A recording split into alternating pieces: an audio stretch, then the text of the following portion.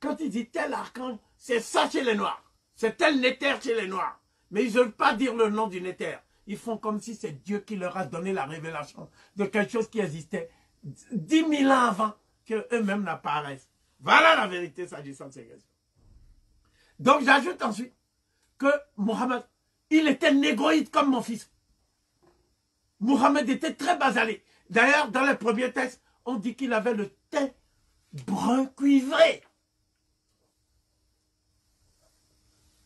Et je laisse de côté ici les moqueries de ceux qui vont dire plus tard qui sont les descendants et les compagnons du prophète.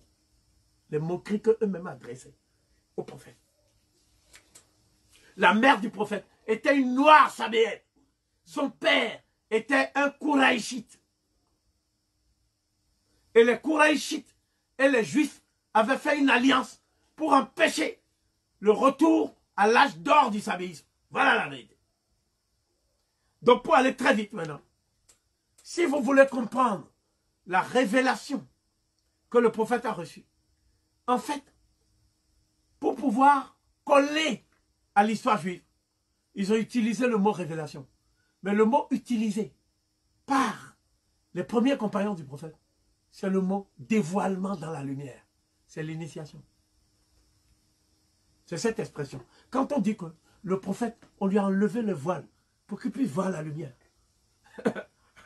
C'est comme ça qu'on dit pour dire initié. Le prophète était donc initié au sabéisme et au culte lunaire. Le prophète que tu as là. Donc, ceux qui l'ont initié, c'est deux hommes. Waraka Abouda et Bilal al-Abashi. Parce que pour humilier Bilal, il donne le nom d'un arabe qui aurait été son maître. Que Bilal est un esclave en fait. Tu vois? Bilal était un prince d'Abyssinie, un aristocrate venu du Gondar. Le Gondar, c'est le territoire de l'Éthiopie actuelle. Je peux même emmener les nègres dans le village des parents de Bilal, en déclinant la généalogie. Je peux également emmener les nègres sur la tombe de Bilal, en Syrie.